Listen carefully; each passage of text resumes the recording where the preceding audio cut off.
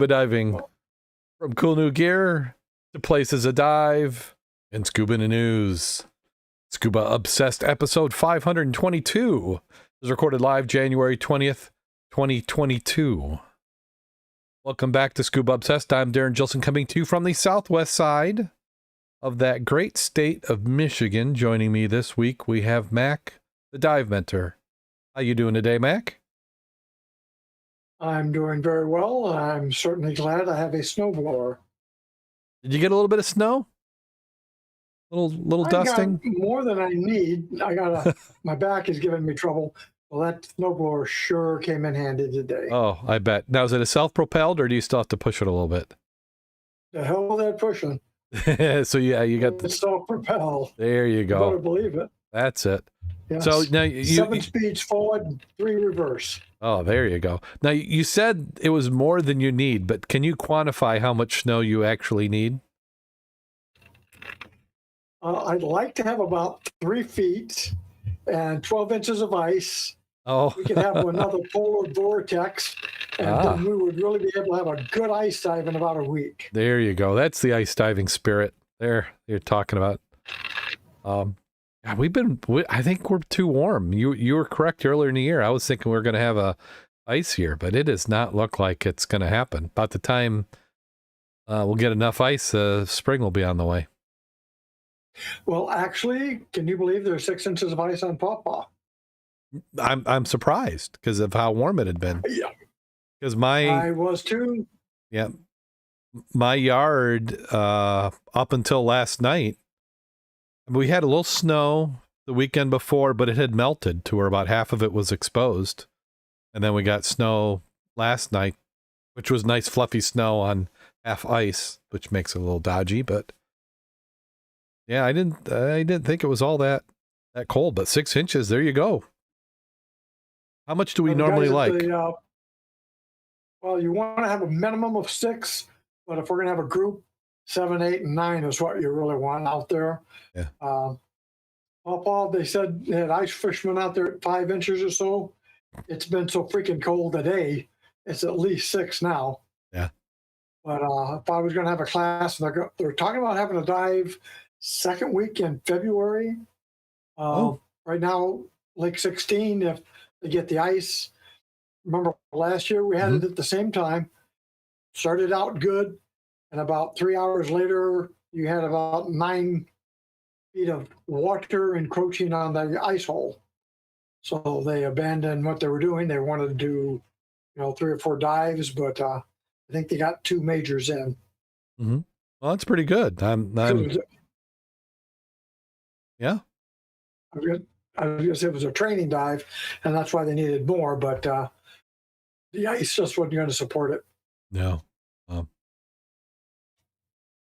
Yeah, it's been a while. I'm trying to think of the last time we had really thick ice. Seems like we had some there at Lake 16 where we had a nice chunk coming out of the water, but it's been a while. I think it's been 4 years since we had a New Year's dive in the ice.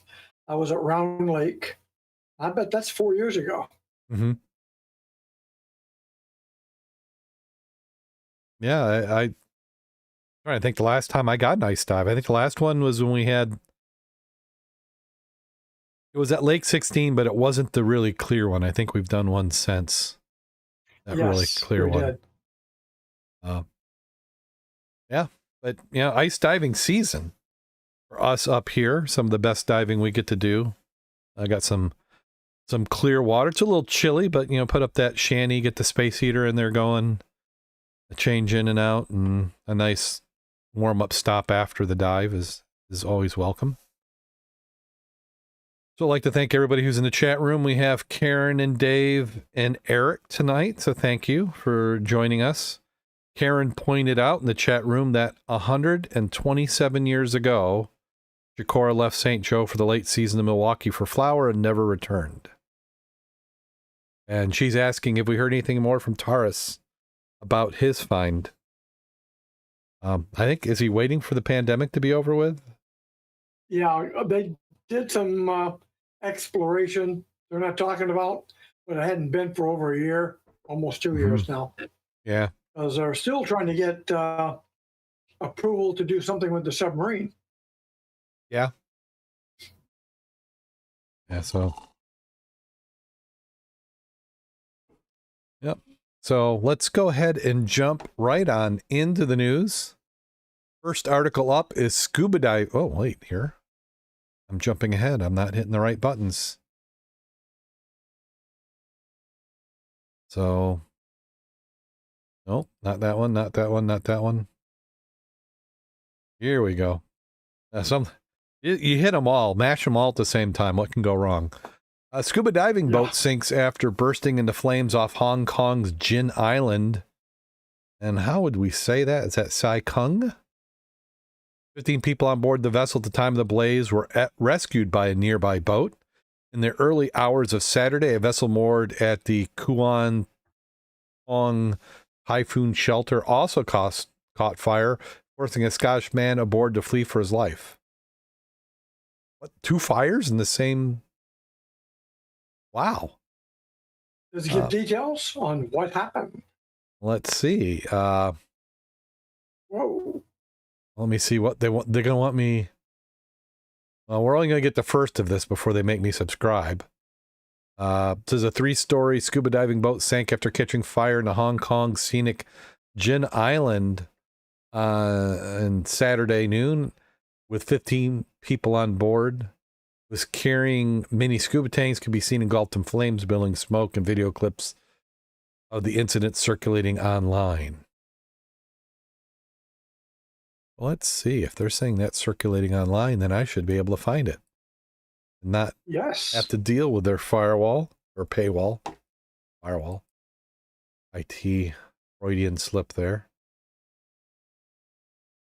Well, let's see what we can find.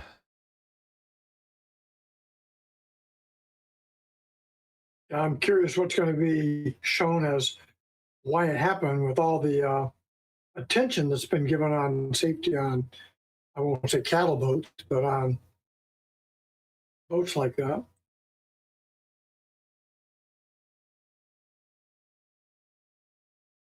Let's see if we can get this to show.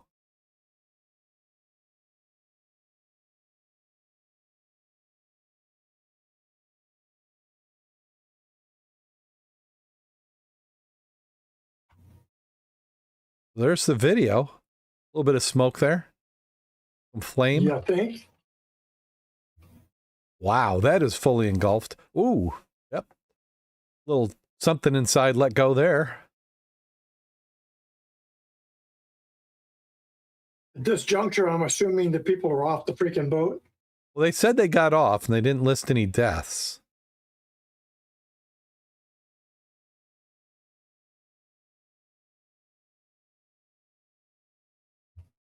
Wow.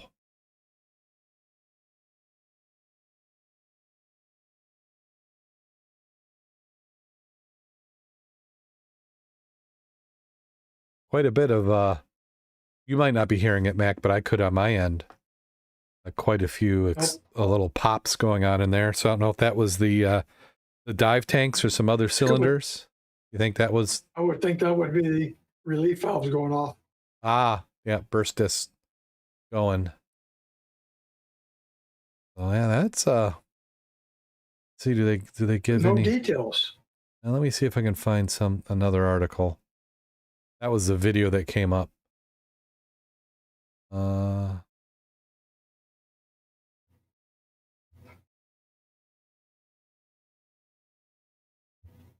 See, I'm not seeing anybody else. That was the only.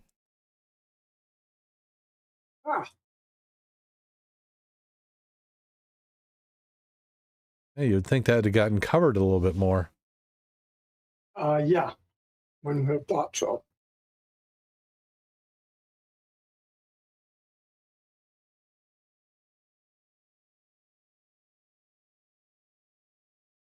You search for it a little bit different.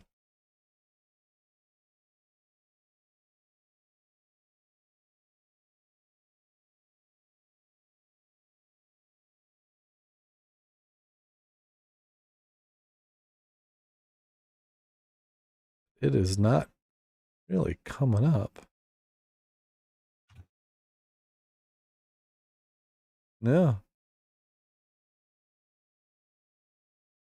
Nope, that's then not finding anything else. So unfortunately, we don't have anything more in that. So maybe it might take a little bit to get picked up, but I mean, there's some video there, so probably somebody hasn't gone for it. But how about this next one?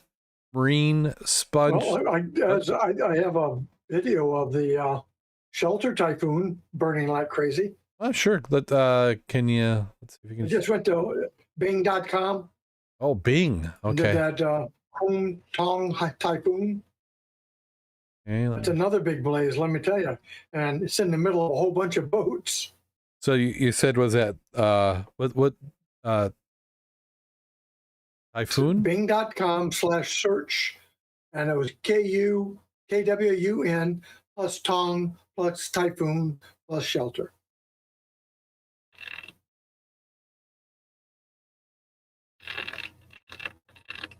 Up. Yeah. Okay. There it's. A 4-minute video. You're seeing. So look at the videos.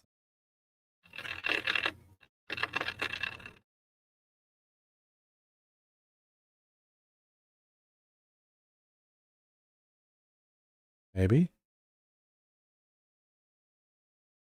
Says it's waiting for. Says it's waiting for Bing.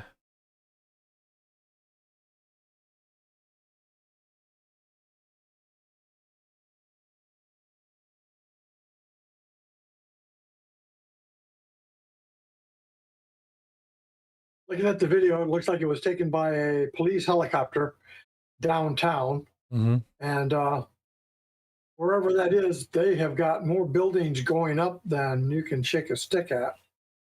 The burning boat seemed to be in the middle of about 15 or 20 boats. And all the other boats are not moving away from it. Well, I wonder if how many of those boats have anybody on. Could they just be moored? I was going to say, well, they're anchored out from the dock in the pier area, mm-hmm. out in like a harbor or a shelter. Yeah. No. They're talking about it, but I don't speak in the language there. Yeah. Well, and something that's happened, I think it's happened since we last recorded, but we had the earthquake and the tsunami, the volcano explosion. I didn't even think about covering that. And satellite pictures were phenomenal. Yeah, you could see it in the shots. It was obvious something had happened. Yeah. They were saying had the volcano erupted in deep water, the tsunami would have been quite a bit higher than 3 feet. Oh, Mac, you know where that photo was taken from? It's in a high rise. You can see the glare on the window. Oh. If you look there in the corner of that image, there's a little bit of a glare, especially when they zoom in. Ah. Oh, which tells you there's another high building. Yeah. Yeah. It'll be interesting to see the follow-up next week on this. Yeah. Yeah, see what happened. Yeah, so a couple boat fires there in just a little bit of time. And then I think this one's a follow-up to an article that we had before. Doomsday shipwreck exposed by new scientists finally being tackled. And that was, I'm saying by that image there, that's the one with all the explosives sitting on it. Yeah, 3 masts sticking up above. Only 1,400 tons. Yeah, with 1,400 tons TNT, nothing too major. Nice even number. You can't be worried about even numbers. Divisible by 100. It's only 1,400 tons. So there you go. So those masts belong to the SS Richard Montgomery, U.S. Second World War era ship that ran aground in 1941. I'm surprised they haven't gone with the angle. It's the damn Americans. They screwed it up. Almost 20 years after mounted an investigation for the new scientist into the dangers posed by this doomsday wreck, UK government has now announced plans to cut back the steel masts this year to reduce their weight. This is to prevent them from collapsing into the holds, or they would fall into bombs and set off an explosion. A spokesperson for the Department of Transportation says the wreck is relatively stable condition and that expert wreck assessors are now undertaking detailed surveys to determine how much to shave off the mass. Do you want to be that guy in the water with a torch? Not particularly. Here. You get hazard pay? But no, I was going to say, I wonder how much money he gets. Yeah. When I began the investigation in 2004, I wanted to find out the dangers posed by the wreck. They were the chance of an explosion. How serious would it be? The answers were far from reassuring. A large part of the cargo was removed in 1944, but work stopped after the Admiralty, the UK government department responsible at the time, refused to pay workers danger money for unloading the bombs. So there we go. It's like, oh, if you do it for normal pay, but none of that hazard stuff. Well, pay me now, pay me later. Yeah, well, they're paying later, aren't they? Yeah, big time. This was the best chance the government would ever have to make the ship safe. 60 years later, the wreck is disintegrating and the explosives were unstable.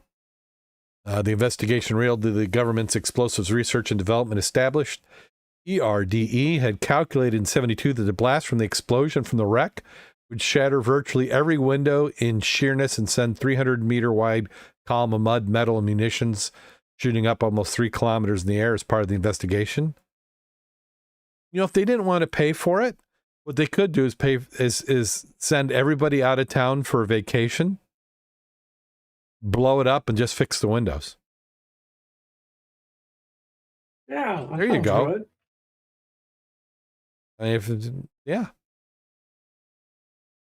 Blast this scale be one of the world's biggest non-nuclear explosion. Really? I have a hard time believing that. Is that really? 1,400 tons? Yeah, maybe. I mean, and it's a lot. Yeah. Well, you figure the dam busters used to be 2,000 pounds. So 2,000 pounds. So that would be. And what is it? The Moab, the mother of all? Yeah. That's 10,000. So that's pretty freaking significant. Yeah, you're right. That's 300 sometimes bigger than one of those. Yeah, I guess. I'm just being skeptical. A proximity of a giant liquefied natural gas terminal on the island of Grain is an additional worry. Super tankers on their way to the terminal pass closest 200 meters to the wreck. Wow.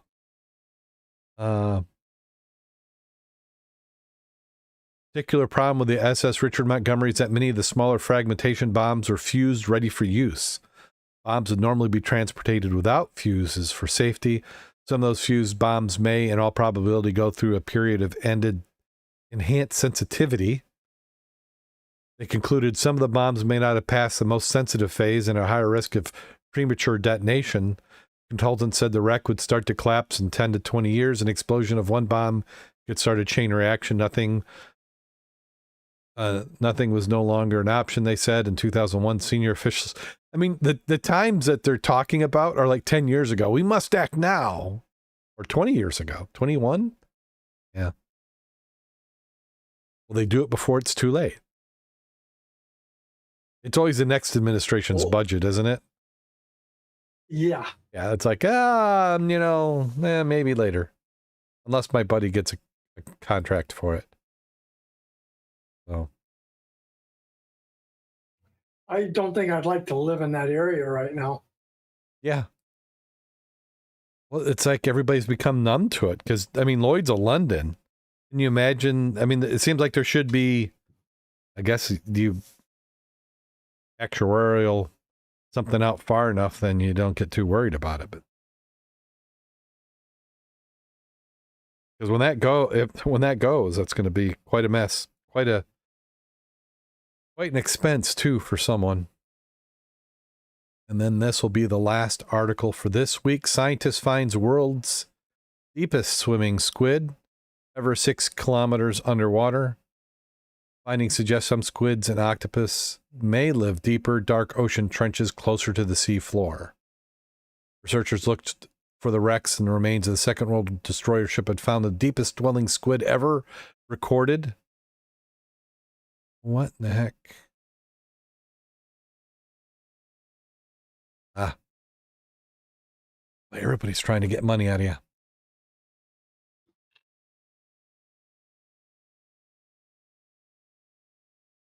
You hearing that, Mac?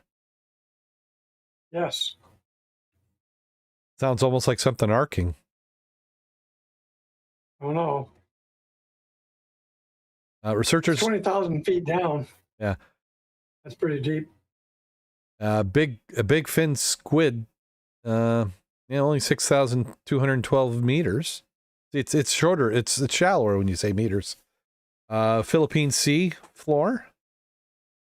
The deepest swimming squid known to humans, beating the record of another squid discovered about 4.7 kilometers below. Well, I would say that beat it. 6,212 is deeper than 4.7. Have they really not seen squid that far down? Well, do you know why they found them? Well, they said they were looking for that for Shipwreck. Yeah, USS Johnson, Navy destroyer.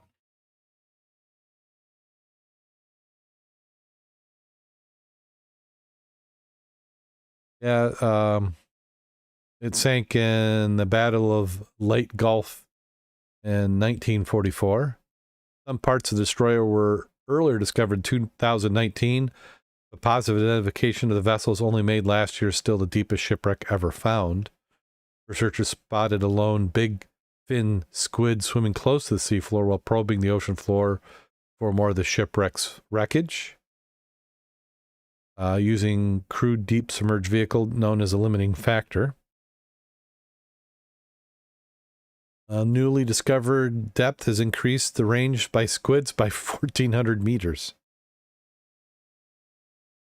Increased about 30% compared to the previous findings. It just reinforces what we don't know about the ocean. Well, because you can only say what you've observed, but you've barely looked, and especially at the in-between ranges. A lot of times when they're doing the deep sea stuff, they're just dropping till they hit to the bottom and they can see things. A lot of times they'll send bait crates out so you can attract stuff, but those in between, in the water column, which is a large volume, is hard. The Haddle Zone is the deepest region of the ocean, lying in oceanic trenches to a depth about 6,000 to 11,000 meters. Very few marine organisms exist at these depths, and the ones that have been found often have special adaptations to live in these dark parts of the sea floor. Or sea, really. Pressure can be 600 times more than sea surface level. You'd have to clear your ears quite a bit, I think, for that one. I don't think you'd have to clear them at all. I don't think so. You wouldn't have any to clear, I'll tell you that. I mean, that really gives you a feeling of what the depth is when you say 600 times what it is at 30 feet. Yeah. I mean, look at that guy there. That's hard to imagine. Yeah. 600 times. Yeah, that image, which I say is from Getty Images. And this one is near, at night near the surface. So this isn't the one they took the photos of. That's just a stock photo. That kind of gives you an idea of what it's going to look like. I wonder why they were looking for the destroyer. They didn't really say. Because it's there? 1944? But scientists wouldn't normally look for, well, the researchers looking for it. Then once they found the squid, I'm sure that's when the scientists got involved. Yeah. It was Destroyer USS Johnson. Yeah, it is interesting. I mean, maybe it's like you get a twofer. I mean, you kind of know where it's there and you do some more. I don't know. See, do they say who was doing that? I'm looking through it. Yeah, no, they don't really say. Huh. Well, that does it for Scuba in the News for this week. Well, actually, you still got the marine sponge there, buddy. Do I have the marine sponge? Did I skip him?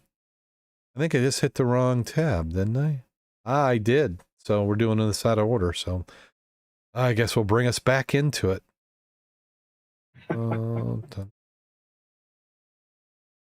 Fade in.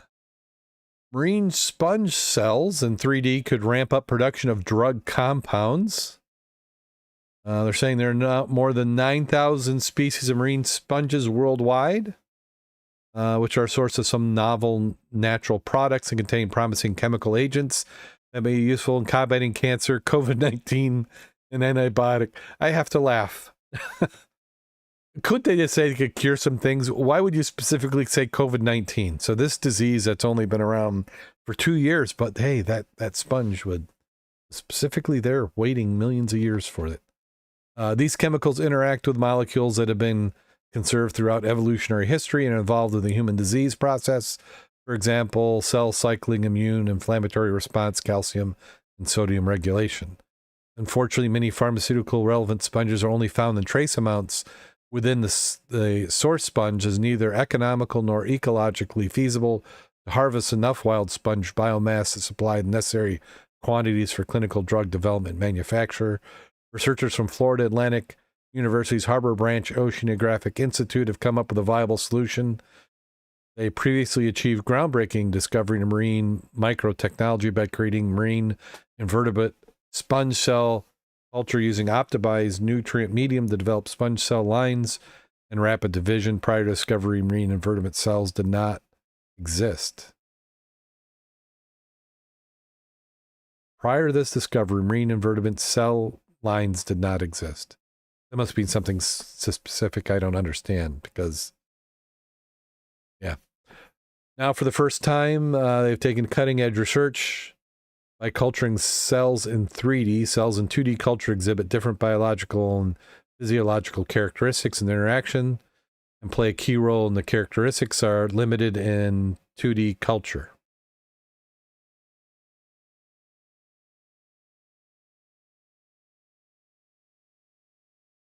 No idea what a 3D culture is.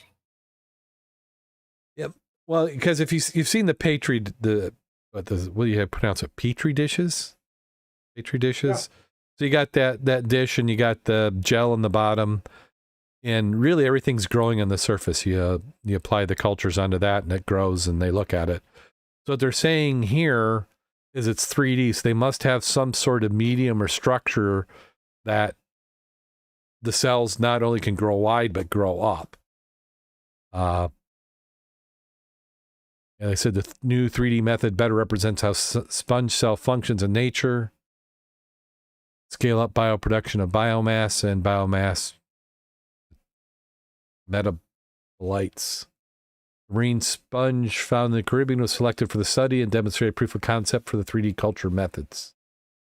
Fibrous cell discs, thin hydrogen layers, and gel micro droplets, and the goal of applying one or more of these methods to scale up production. Now, way beyond what I frequently. So where are the electronic bits? The only thing, like I said, the most interesting part of that whole thing is at the bottom when you get to look at a video. Yeah.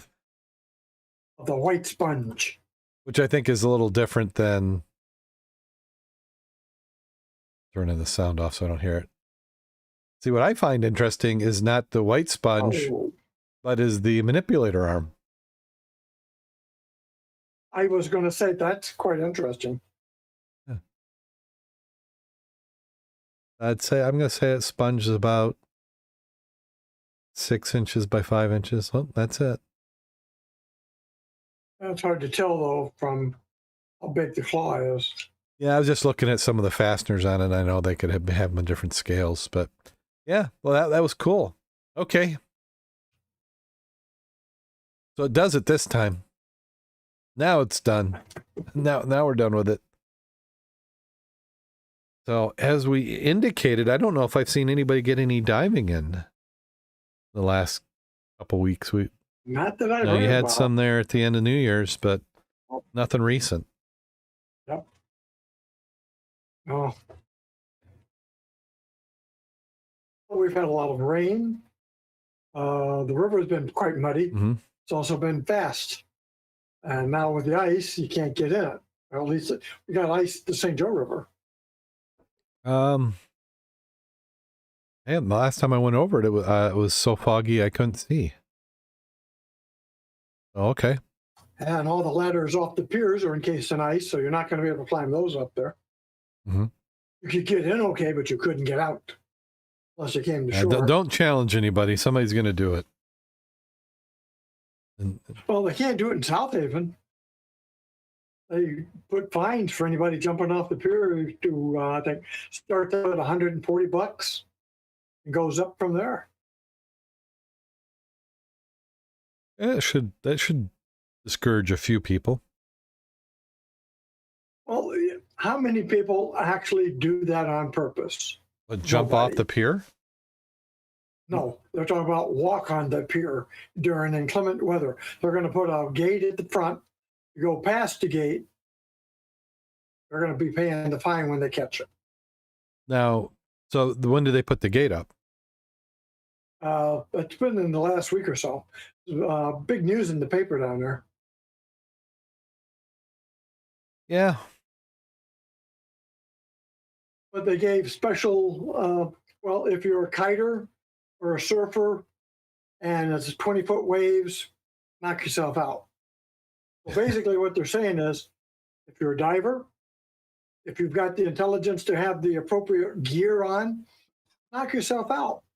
We're just going to get the people who are brain dead and don't realize that when you walk out on a slick, icy pier with 10-foot waves, when you get knocked into the water, you're going to die.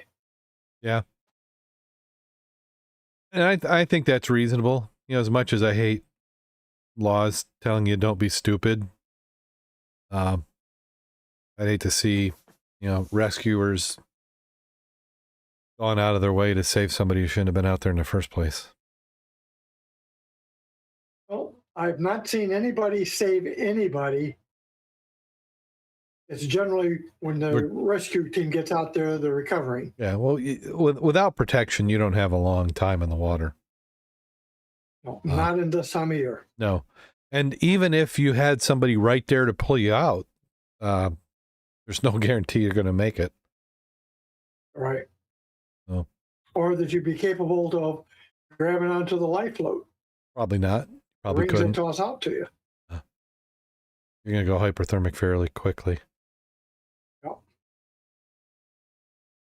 So no plans. I mean, go ahead. I was going to say, I think South Haven is also the place that they now have the drone with the life vest, life preserver that can be flown to a struggling individual and drop to them. Yeah. Again, great during the summer. Yeah, I was watching a new series last night, and it's this guy who does, he's a home inspector, but he's kind of like does contracting too. People look at a couple homes, he inspects them, they decide which one they want, and then he works with a designer and they do the home. But as part of the show, there's like some shots. I'm like, how are they getting the shot? And then he's waving it over, he's talking to a drone. They got a drone operator who's flying it up, and it's not a fancy drone. It's just one of those $600 drones, but the video is amazing, and the shots they're able to get. Well, you figure some of those are now better than 4K. Oh, yeah. You got the stabilizers on it. I've known some photographers who've actually bought the drones just for the gimbal to put on their cameras. Yeah, in fact, EJI, which makes drones, sells a gimbal handle that you can take their cameras off their drones to put on the handles. Yeah. So, yeah, you're absolutely right. And there's only one shot where you could hear the drone, because he's talking, so they got him mic'd, but that drone is quiet enough that you can just barely hear it. It sounds a little bit like an angry bee, but you had to. It wasn't as obnoxious as you would have thought it would have been. No. So, do you have a dive safety story for this week? Let me see here. I think I might. I gotta find where I put it.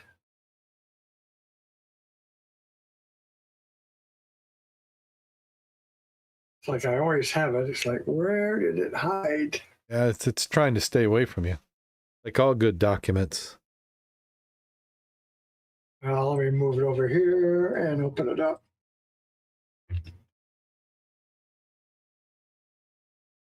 And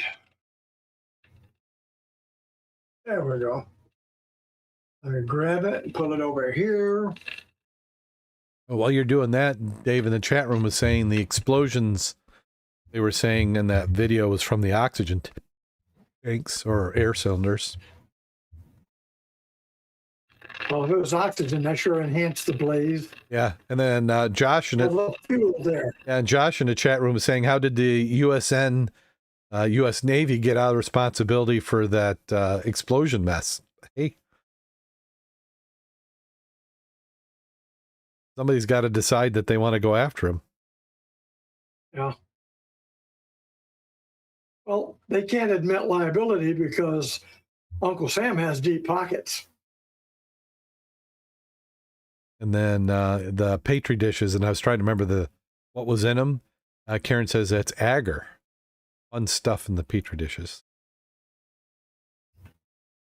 Okay, what I've got here is an older one and probably not applicable to a lot of our cold water diving, but it's just deco alerts, a computer freeze equal skin DCS.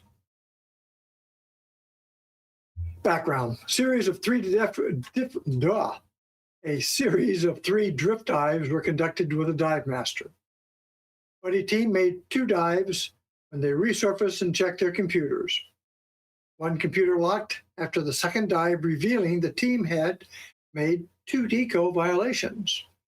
After the third dive, one diver began to exhibit a skin rash related to decompression sickness and called the Dan Emergency Hotline. Reported incident. While on a dive trip, a dive team buddy planned to do 3 dives per day over 2 consecutive days. Although experienced divers, they were guided by a dive master on a series of drift dives with minimal stress. The first dive of the day was 22 meters for 62 minutes. The second dive was at 20 meters for 60 minutes. So there was a strong current, nothing seemed to be out of the ordinary till the team surfaced. One buddy's computer shut down for 24 hours. The other computer did not register any violations. The team decided to continue with the third dive after a 2-hour surface interval. However, one buddy stayed above 10 meters while the other one descended to 28 meters. Both divers logged a bottom time of 50 minutes for the third dive. Approximately 2 hours after returning to shore, the diver on the deeper profile noticed pain to light touch around the whole torso, even though it had no discoloration. The diver decided to call Dan Emergency Hotline as a precaution. Medic team confirmed that based on what he described, it was likely to be a symptom of skin decompression sickness. By the time the diver called the hotline, he was asymptomatic, and Dan recommended medical evaluation to ensure nothing was missed. Then, in the absence of any other findings, Dan suggested they stay out of the water for at least 30 days. The diver chose to cancel the dive planned for the rest of the trip based on the recommendations and the review. Skin DCS symptoms do not always present with outward skin issues.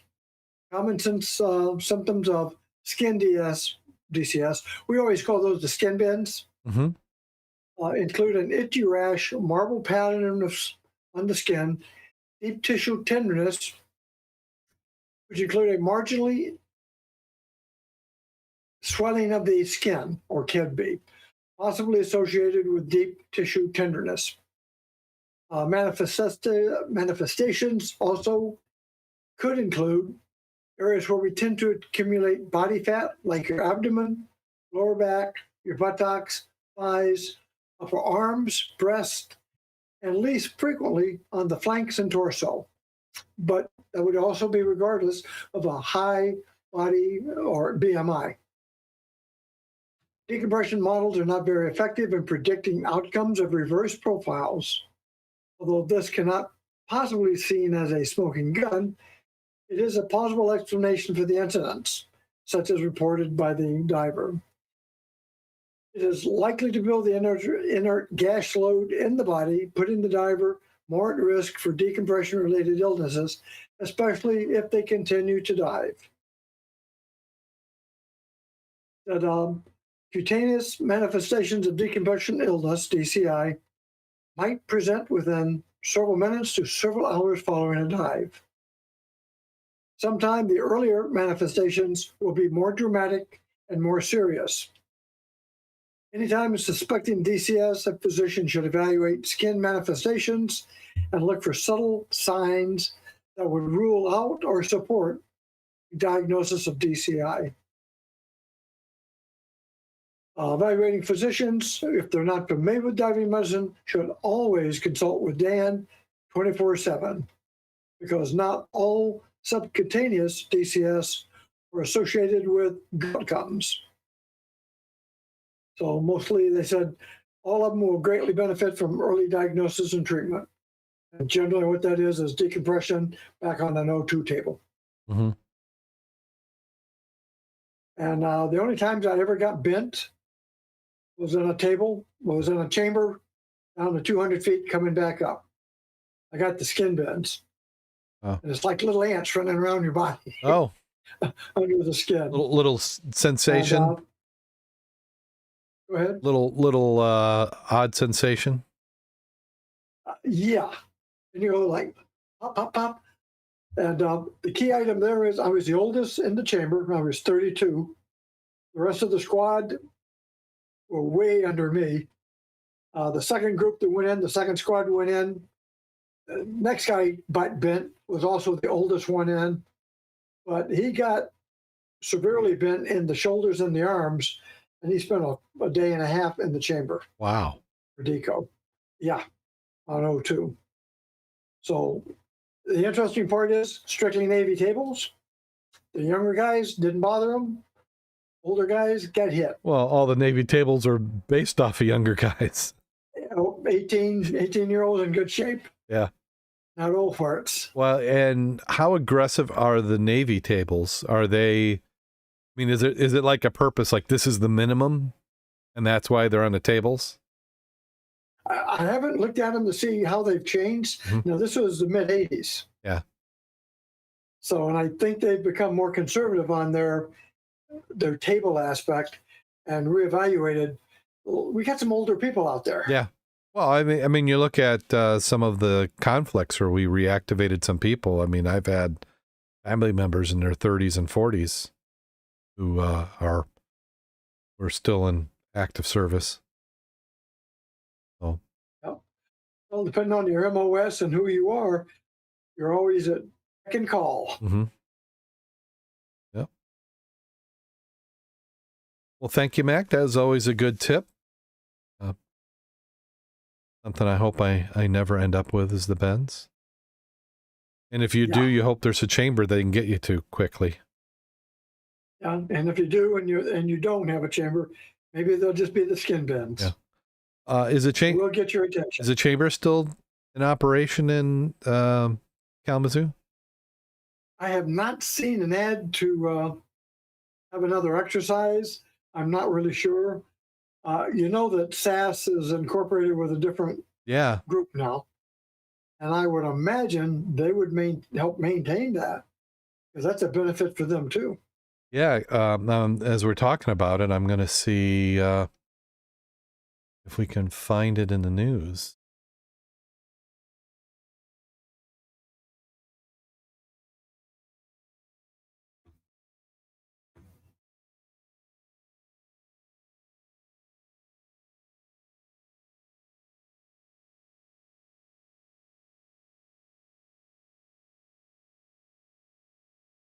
Yeah, I'm not.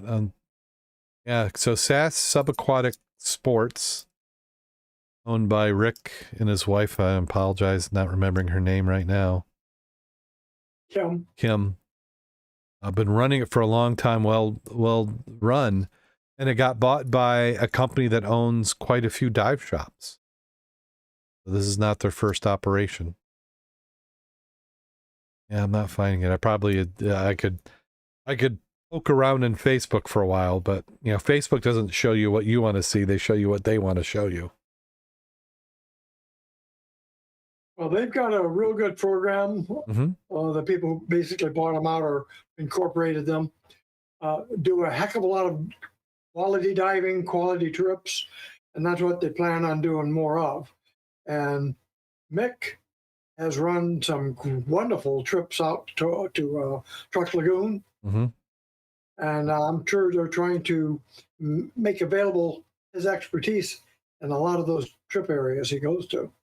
Yeah, well, I mean, it could work out really. I mean, if they're going to have Rick be do the travel, if he still gets to stay on and do the travel he loves, he might get to do it more. You're not distracted by running an everyday dive shop. You get to do that, because we've talked about his Truck Lagoon. He's got all the connections for there. So here it is. It says, big news: Subaquatic Sports and Services just merged with Dive Ventures. See if that will take us to something.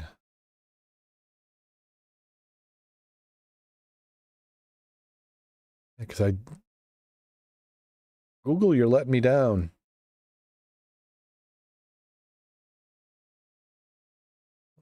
This one's from the Divers Newswire. Usually don't cover much from them, because if you want to know the information, you go to them directly. But Divers Newswire is reporting that the Omaha, Nebraska-based Dive Ventures, the nation's largest and fastest growing network of swim and scuba centers, announced its most recent geographic expansion with the acquisition of Subaquatic Sports and Services in Battle Creek, Michigan. We are excited to start 2022 with the same aggressive pace as 2021, adding another strategic acquisition with the new geography of the Dive Ventures national footprint, said Dean Hollis, founders of Dive Ventures. Is that Hollis a relation to the Hollis gear? As soon as you said that, I was curious about that. Rick and Kim Sass and their team have been serving Michigan area scuba enthusiasts for 43 years, drawing divers from across the state and region. That 10-year reach and consistency, robust travel program, the testament how they treat their customers. Battle Creek, Kalamazoo area scuba fanatics and aquatic enthusiasts have something exciting to look forward to. Plans including building a new facility that will include 8,000 square foot state-of-the-art swim and scuba center. And this is going to ranging from 3.5 to 12 feet deep. Retail store, classroom, scuba service. I mean, the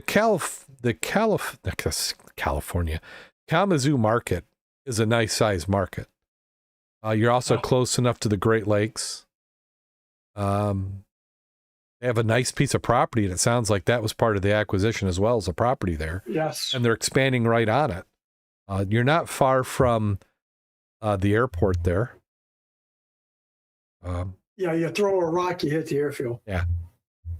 So, there's the logo for it. It's a long press release.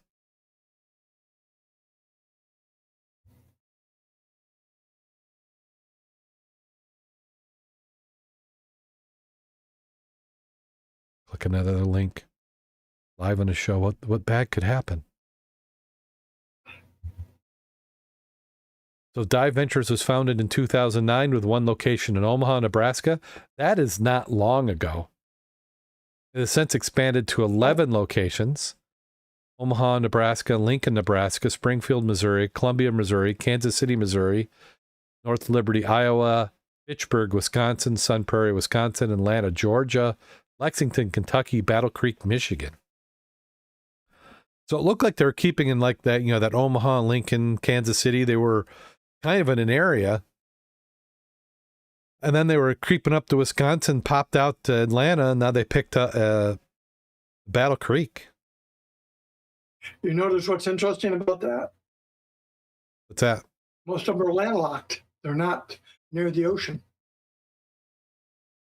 And if you've got those places that got their own pool, they're going to be able to crank out a lot more divers. You got your own during the winter, your own pool, and then if you're focusing on travel, you know, where the other shops could be destination, or they've got kind of a continuous circuit.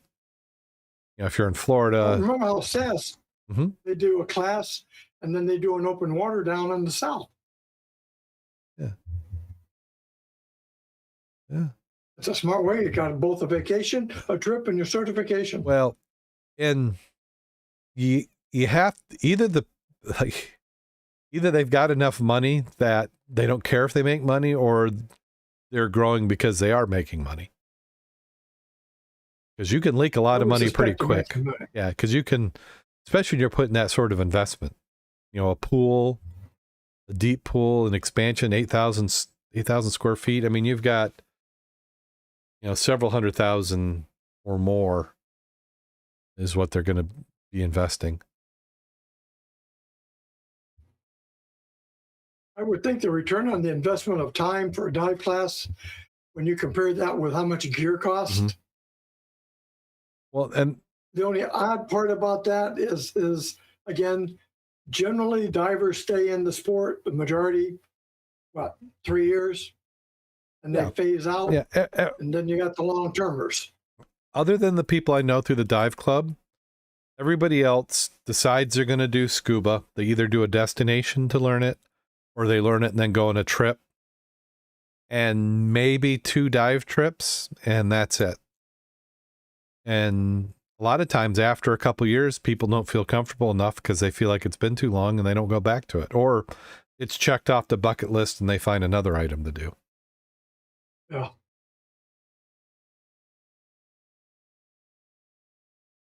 Let me take a quick peek back at the chat room that we've been ignoring. See, oh, they got a conversation going on in there. Oh, Dave, back on the vessel that caught on fire, they were mixing. So he's talking about the oxygen tanks, hence they had oxygen cylinders. Didn't really make sense to me. I mean, maybe people were wanting nitrox, why they would mix.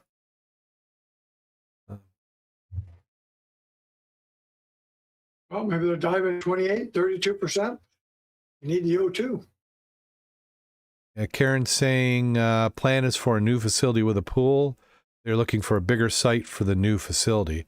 I thought the article I originally read said that they were going to do it on that site, on that spot. I'm not sure of. Yeah. Well, and they could change their minds, you know, because part of it could be depending on what due diligence they did.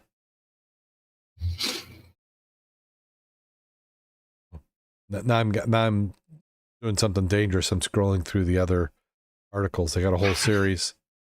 They've been buying them at a pace. So let's look at these. They've so in April 11th, 2017, Dive Ventures buys two locations. So then 3 years later, in October 2020, they buy a location in central Missouri. In June 2021, they buy a location. And then June 21, they buy another location. In September, they buy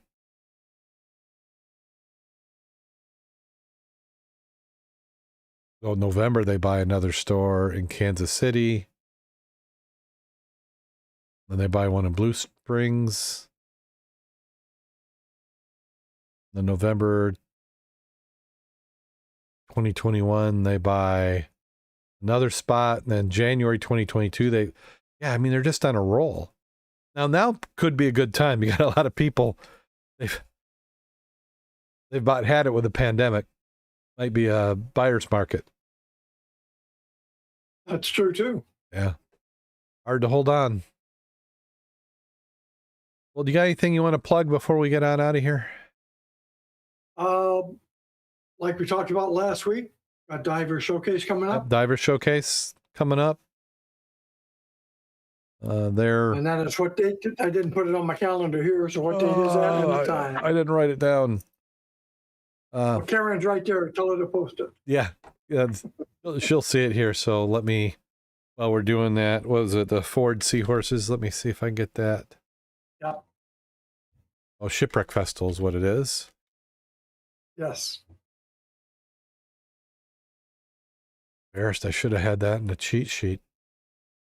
Great Lake Shipwreck Festival, presented by the Ford Seahorses.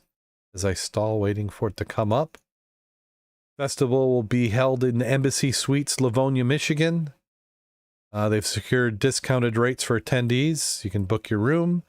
It'll be Saturday, September. Yeah, my favorite month is September. February 26, 2022, 8 a.m. until 5 p.m. is when the show will be going on. The address is 19525 Victor Parkway, Livonia, Michigan, 48152. The website is greatlakesshipwreckfestival.org. Get tickets online. Let's see what tickets are. Tickets in advance will be $25, and they're a little bit more at the door, if I remember correctly. Yep. I think they're 30 at the door. Yeah. So worth buying them ahead of time. And if you do that, it helps them offset some of the costs that they got to invest.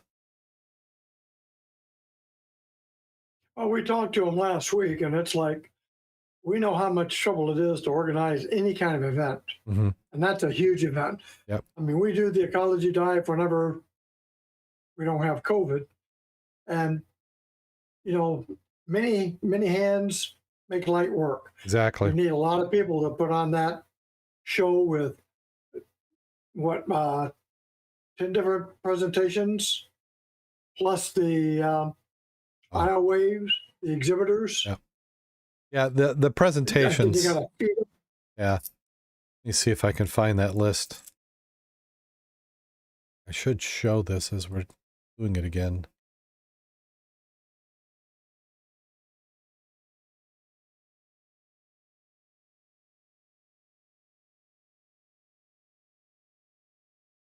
So some of the presentations, you got the Cornelia B.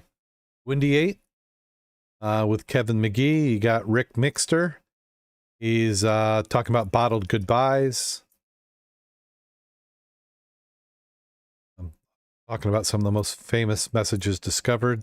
Off the beaten path, shipwrecks of Lake Superior's North Shore. In pursuit of the porcupine, Kevin Ailes, who has been a host on the program before. Icebound, Cindy Lynch, Mike Lynch, Chris Roth. The Myron, Miztec, and Zyla. Footsteps of Mariner, Walter R. McNeil, with Jitka Anakova. We need to have back on the show again. I keep saying that. We need to contact her. Shipwreck Expedition Modern Age, Dusty Cliffman. Two Brothers, Two Ships, Two Shipwrecks by Dave Trotter. Always a great speaker. U1105, Eric Petrovic. Then we also have, and then there's the list given the bios for all the presenters. So worth going if you got the opportunity. Make some time. Right around the corner before you know it. Yeah. How many weeks is it from now? February 26th. So that's that 1, 2, 3, 4, okay. 5 weeks. We got time to plan. And I guarantee the snow will be gone. The weather will be perfect. It's great.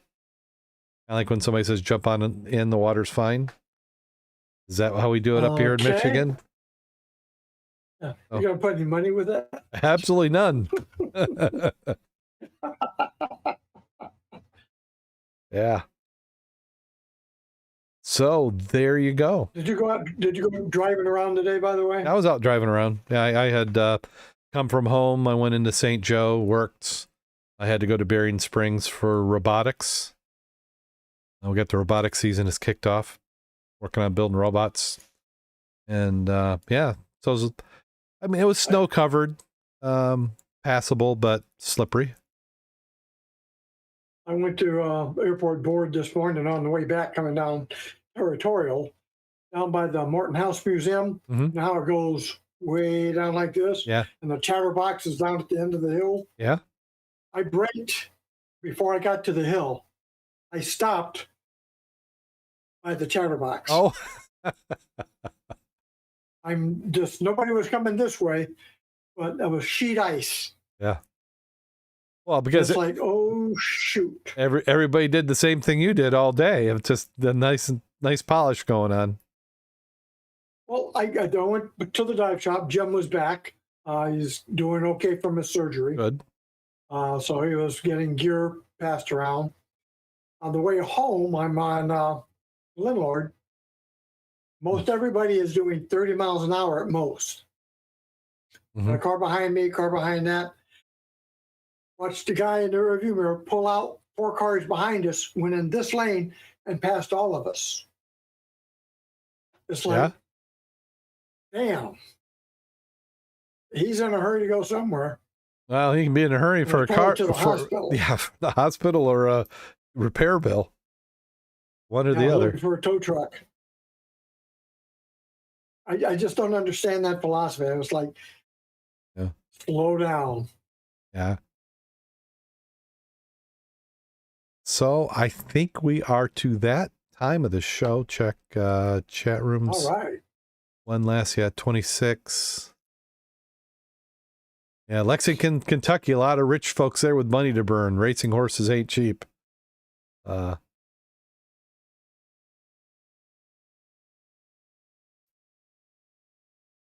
So, and we can thank Dave today for these, or maybe we don't thank him, depending on what people think of him. So, my neighbor comes over visibly shaken. He says he just slept with his third cousin. I said, if it upsets you that much, stop counting them. I'd like to welcome everyone here to Assumption Club. I think we know why we are all here.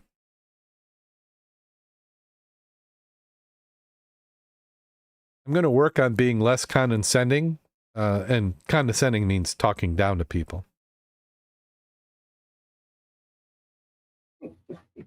So far, those are pretty good.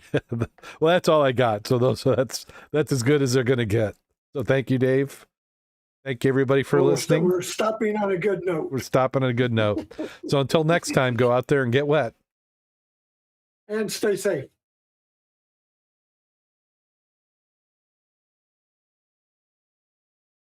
I may have to change. You don't like your Think about what you're doing. Think about what you're doing and stay safe. Yep. Because that's the whole key. Nobody is unsafe on purpose, generally. Not normally. Oh, but sometimes you need to be reminded to stay safe. Well, it's like, with a firecracker. How often, when the fuse goes down and it doesn't go off, you take the lighter and stick it in the hole? Did I ever tell you about when I was younger? I've had to have done this story once. One of those times where it's the summer. It was like, I think it was fairly early in the summer. Me and a friend had decided that smoke bombs were the greatest thing. So we were going around, and this is before you could even really get much fireworks, but smoke bombs you could get. They're usually in a jar next to the checkout at a gas station or convenience store, and we bought like all of them. We both had newspaper routes, so we had a little bit of disposable income. And we would light them on fire, and it would make smoke, and we loved that, and nice stain on the driveway. But we decided that they burned too little. We discovered if you dip them in gasoline and then light them again, you can get another puff of smoke out. So we thought, hey, what's better than the smoke we already had, but some more with gasoline? And after about the third one, as we're dipping it into the gasoline tank, his mom came out and stopped us. So we were in quite a bit of trouble. A good thing. Yeah. Kaboom! So I had paper route too, and I had a wooden platform on the bottom of my big basket. So what we would do is get the bottle rockets that were like 3 cents or whatever the hell, put them there with tubes, straws, put them in, and then you wrap the fuse with You ever use bottle rockets or regular rockets you shoot with the electronic fuse?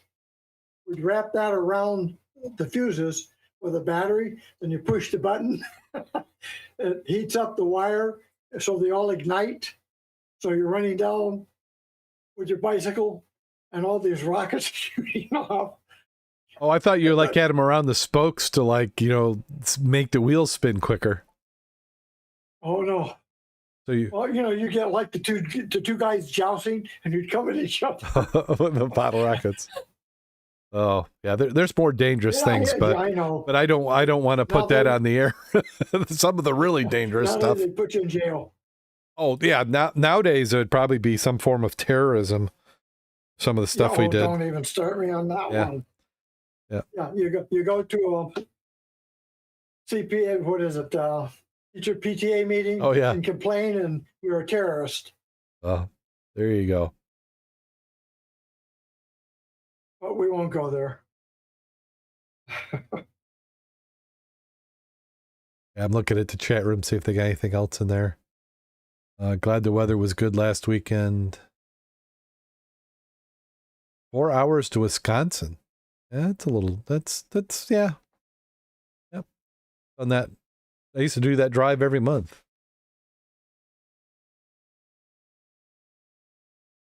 Yeah, Dave says the joke's only good if Mack laughs.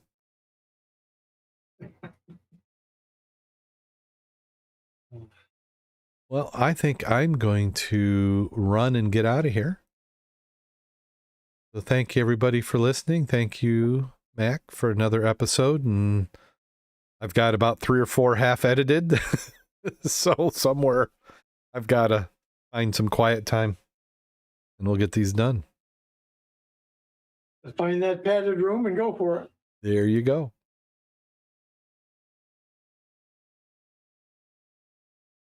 Thanks.